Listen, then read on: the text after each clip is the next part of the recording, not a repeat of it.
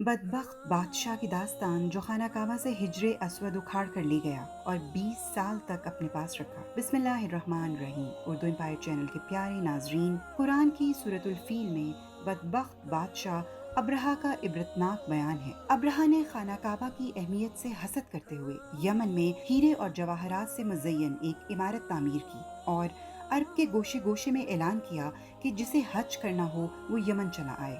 دنیا کی دیدہ زیب اور حسین ترین عمارت ان کے لیے چشم براہ ہے۔ یہاں آنے والوں کی خوب خاطر مدارت کی جائے گی۔ خانہ کعبہ میں کیا رکھا ہے؟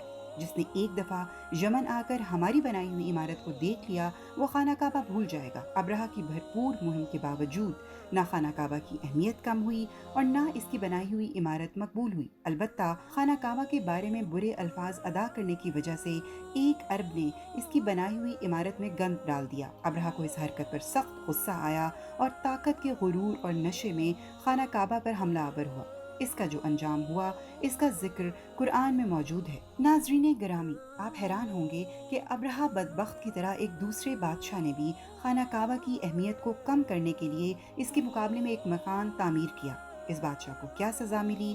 اس کا انجام ابرہہ کی طرح کیوں نہ ہوا؟ خانہ کعبہ اور حرم پاک میں اس نے کیا کیا جرائم کیے؟ ان سوالوں کے جوابات جاننے سے پہلے آپ کی خدمت میں گزارش ہے کہ اردو امپائر چینل کو سبسکرائب کریں۔ ناظرین گرامی، یہ واقعہ ہے 930 کا، جب کرامتہ نام کا ایک فرقہ مطلع ارب پر نمودار ہوا۔ عجیب و غریب عقائد کے حامل ان لوگوں کو خانہ کعبہ کی سادہ عمارت میں کوئی خوبی نظر نہ آئی۔ دور دراز کے لوگوں کا جوق در جوق کعبہ کی زیارت کرنا ان کو ایک آنکھ نہ بھایا۔ اسی گروہ کے ایک جنگی سردار ابو طاہر کرامتی نے بحرین کے شہر قطیف میں ایک شاندار عمارت تعمیر کی اور اس کا نام دار الہجرت رکھا۔ اس عمارت کو خانہ کعبہ کے مقابلے میں تعمیر کیا گیا تھا۔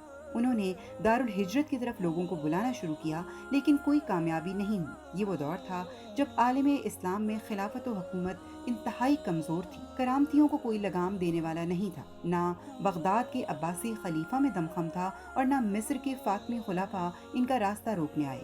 طاقت کے نشے میں چور ان کرامتیوں نے حج کے قافلوں کو لوٹنا شروع کر دیا۔ ہر طرف خوف و دہشت کے سائے پھیل گئے اور حج و عمرہ کے لیے زائرین کی آمد و رفت میں نمایاں کمی آ گئی۔ ابو طاہر کی آتش حسد کو قرار نہ آیا۔ اس نے اپنے لاؤ لشکر کو جمع کیا اور خانہ کعبہ پر حملہ آور ہوا۔ اس بدبخت نے شراب کے نشے میں حاجیوں کے قتل عام کا حکم دیا۔